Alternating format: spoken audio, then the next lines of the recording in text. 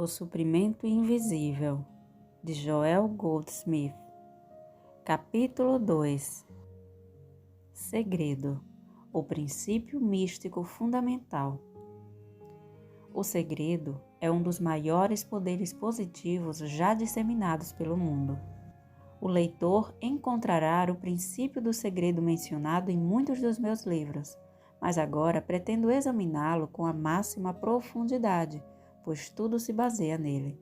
Sem o segredo, cumpre renunciar à esperança de progredir, pois, no momento em que se viola o segredo espiritual, perde-se Deus. O segredo espiritual. No passado, quando orávamos e conseguíamos uma cura, ou o suprimento aumentava, talvez achássemos que estivéssemos fazendo um favor a Deus, contando aos nossos amigos como era vantajoso rezar e quantas coisas boas se conseguia por meio da oração. Pois digo que essa é a maneira mais rápida do mundo de perder Deus. Disse o mestre ao leproso que curara: Olha, não digas nada a ninguém, porém, vai, mostra-te ao sacerdote. Marcos 1, versículo 44. Quando comecei o caminho infinito, se dissesse da tribuna que há 2 meses eu estava passando por uma iniciação interior e que receber uma mensagem, as pessoas me chamariam de maluco, pois poucas estavam preparadas para recebê-la. Somente as que haviam testemunhado os frutos dessa mensagem poderiam acreditar, como de fato acreditaram, pois o homem natural não compreende o que vem do Espírito de Deus. É loucura para ele, não pode entender, pois isso deve ser julgado espiritualmente. Coríntios 2, versículo 14. Se contarmos aos membros da nossa família, aos amigos ou aos vizinhos sobre uma experiência espiritual que tivemos e que produziu os mais esplêndidos resultados, logo perceberemos que eles passam a nos evitar. Não se pode esperar que compreendam algo que jamais experimentaram ou testemunharam, pois não conseguem ver com os nossos olhos ou conhecer com a nossa mente. Um livro pode conter os mais profundos segredos, mas só os apreciaremos depois que eles penetrarem na nossa consciência a ponto de conseguirmos discerni-los espiritualmente. É o que se dava com os antigos pescadores de pérolas. Enquanto sua consciência não reconhecia as pérolas como algo de valor, os pescadores não precisavam ser vigiados, nem as pérolas guardadas.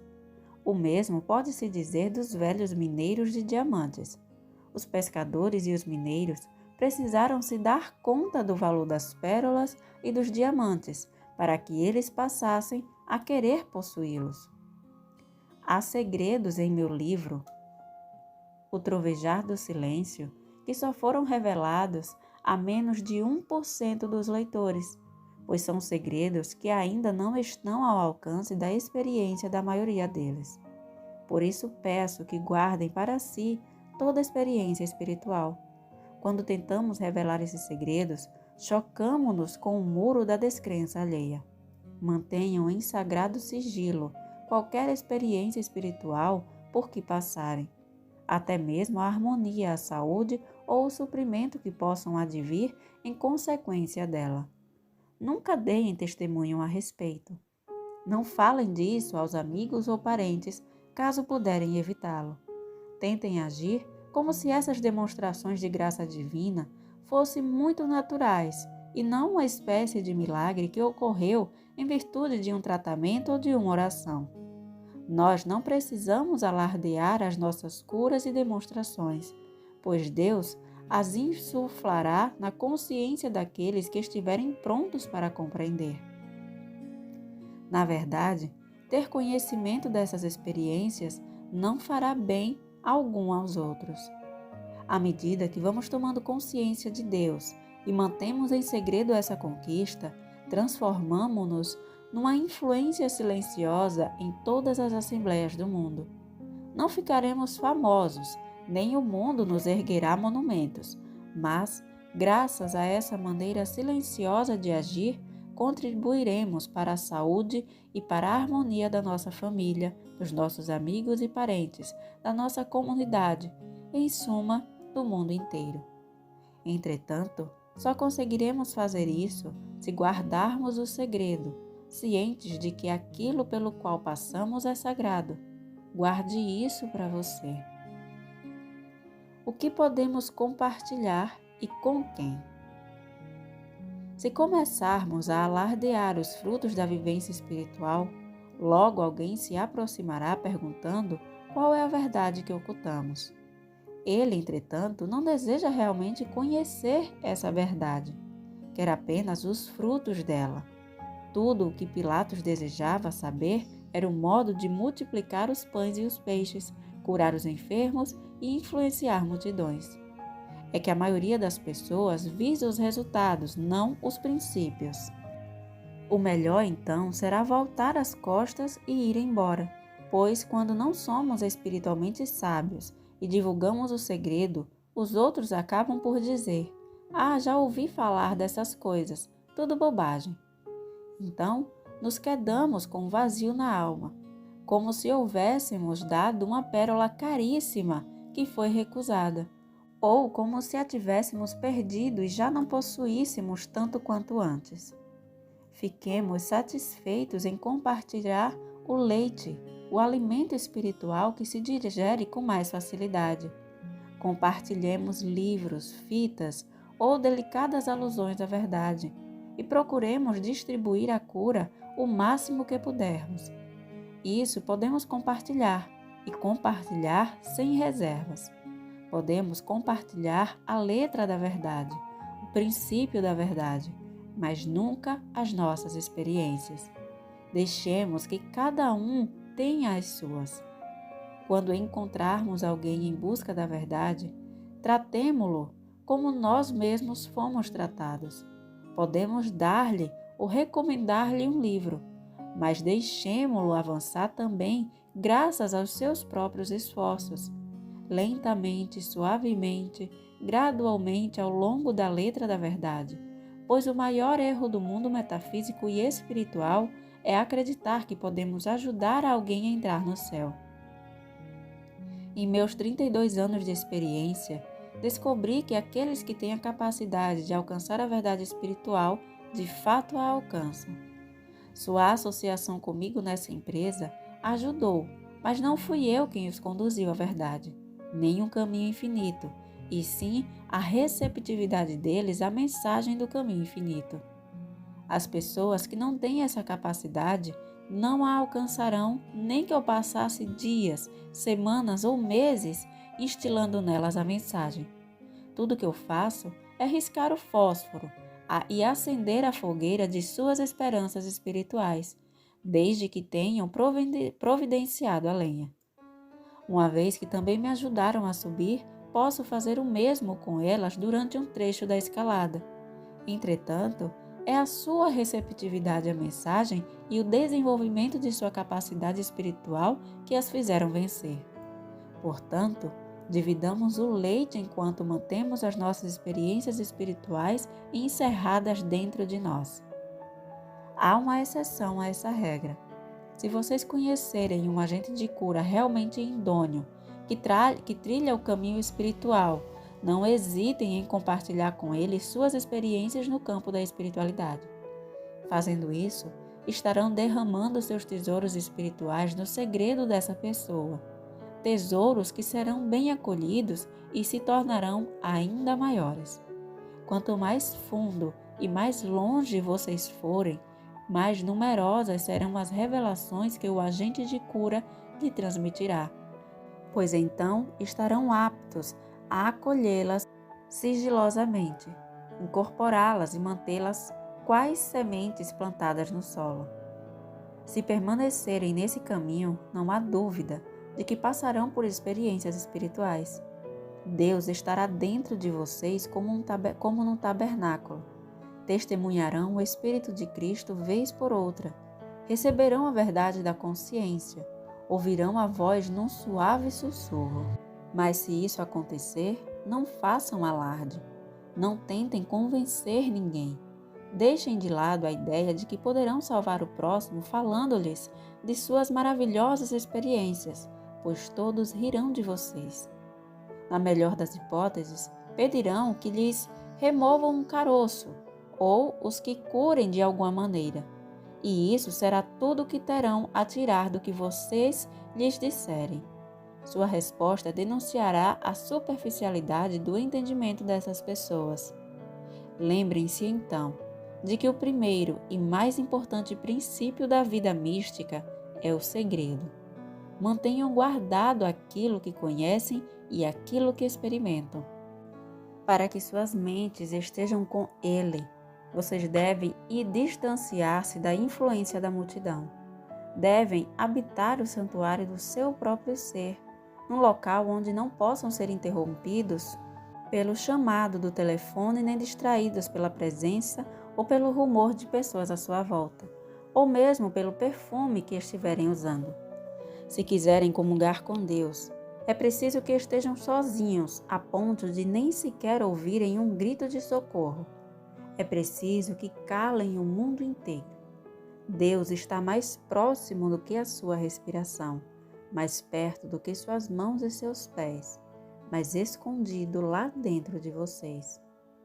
Se quiserem romper o véu da ilusão, da superstição, da ignorância de Deus, do culto dos falsos ídolos, devem ir para algum lugar, sob as estrelas ou debaixo das árvores, para o seu quarto, onde possam estar tão perto de Deus que não consigam ouvir nem mesmo o trinado dos pássaros. Quando penetramos em nosso santuário interior, fechamos a porta, bloqueamos nossos sentidos e calamos o mundo, permanecendo em segredo dentro de nós mesmos, então o Pai que tudo vê nos recompensará abertamente. O princípio da discrição na oração e na caridade é um dos segredos perdidos. O mundo inteiro vem violado esse princípio. As igrejas o ignoram, mas as palavras do Mestre no Novo Testamento permanecerão para sempre, e não se pode ficar surdo a elas. Se compreenderem a natureza do segredo, compreenderão também que, se Deus é por nós, não faz diferença que o mundo inteiro seja contra nós. Não faz diferença a opinião dos outros a nosso respeito, se contamos com a opinião favorável do Pai, que vê na escuridão. De nada vale ostentar uma face beata para induzir os outros a pensar que somos virtuosos e honestos. Isso não é da conta deles. E também não é da conta deles o relacionamento que temos com Deus. Apenas a nós diz respeito o fato de estarmos tão unidos a Deus que vivemos de acordo com as suas leis e não as desejamos violar. Assim, conforme preceituou o Mestre, não façam como os hipócritas. Não vistam farrapos imundos, não orem em voz alta nas esquinas para serem vistos e considerados santos. Sim, não façam nada disso. Usem suas roupas de sempre, mantenham uma aparência agradável e normal e conservem em segredo seu relacionamento com Deus. Deem esmolas em segredo.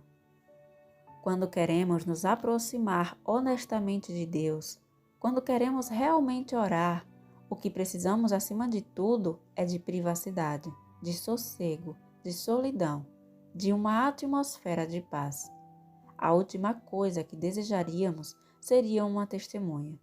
Nossas preces, nossos atos de caridade e nossas comunicações íntimas são tão sagrados que têm de ser mantidos em segredo.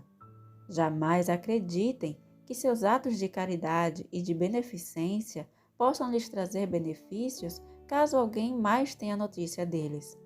Poderão ver nas colunas dos jornais os nomes daqueles que contribuíram para esta ou para aquela obra de caridade. Esses atos são uma bênção para quem se beneficia deles, mas não para quem os pratica. Fiquem certos disso. Trata-se de um princípio espiritual. Dar é uma forma de orar, porque assim fazemos aos outros o que gostaríamos que nos fizessem. Dar é amar o nosso próximo como a nós mesmos. É, portanto, uma prece.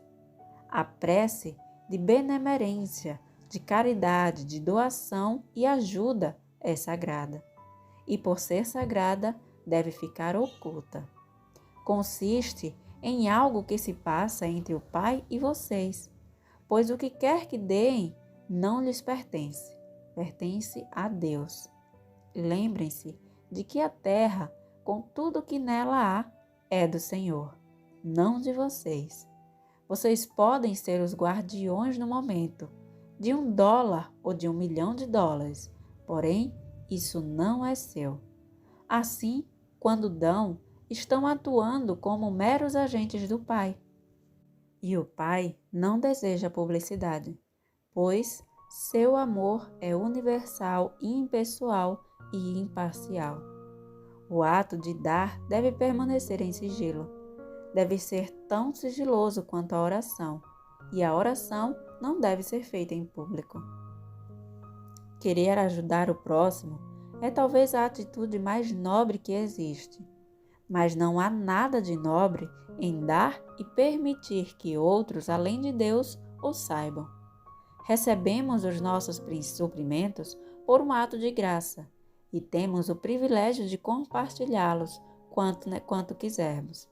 Mas, se auxiliamos alguém, tudo se passa entre nós e o nosso coração e Deus.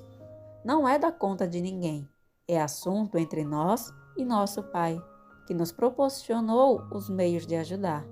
Afinal, se estamos prestando auxílio a alguém, isso interessa apenas a Deus e a nós, e a ninguém mais. Será agradável para os necessitados apregoar ao mundo que eles precisaram de caridade e a aceitaram? Sem dúvida, ficarão embaraçados e humilhados se tiverem notícia de que seu vizinho ou sua comunidade sabem de sua pobreza. Divulgar atos de caridade lembra o desejo de ser benquisto pelo público, o que afasta a graça de Deus. Deem suas esmolas com discrição, e Deus, a quem nenhum segredo escapa, os recompensará abertamente.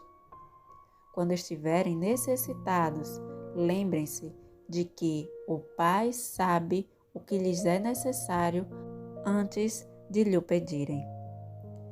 Quem melhor que Deus nos poderia dar isso?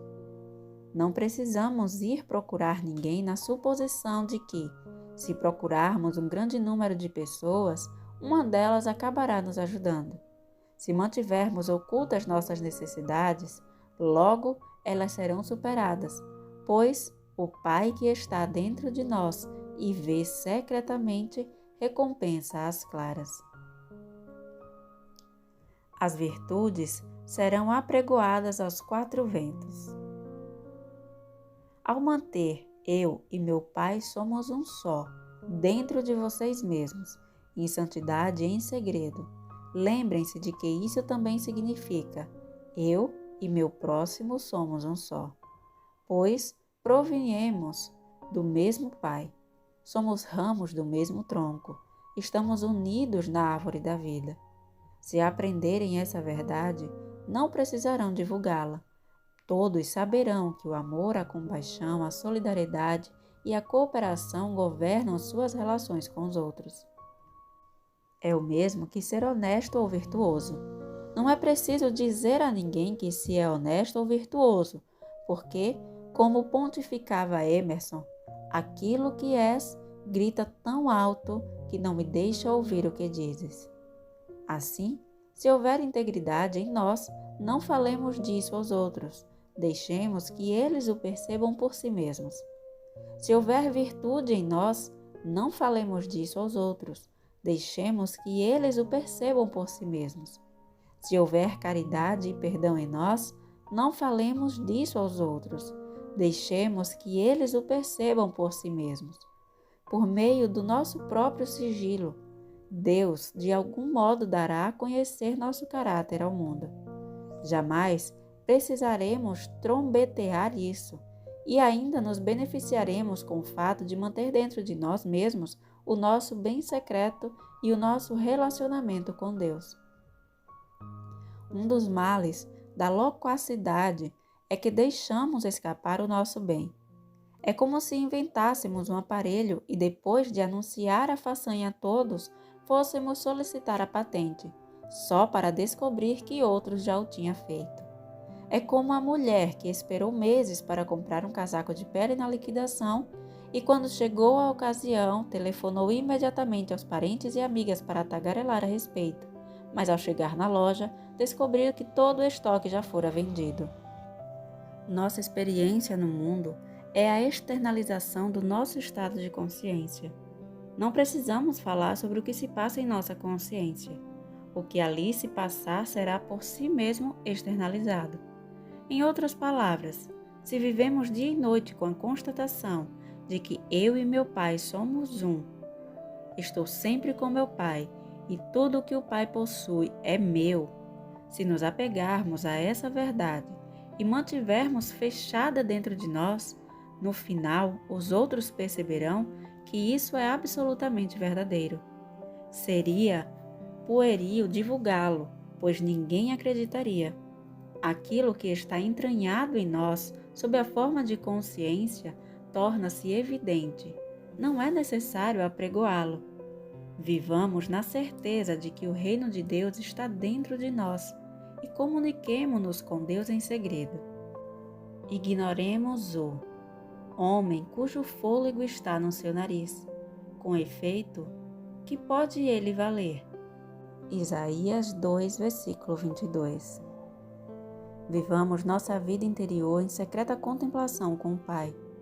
Estamos agora em comunhão com o vinho, com o Cristo interior. Vivamos nossa vida plenamente em íntima associação com Deus, bloqueando os caminhos e canais exteriores e extraindo o bem da nossa interioridade. Não confieis em príncipes, nem em filhos de homens, em quem não há salvação. Salmo 146, versículo 3.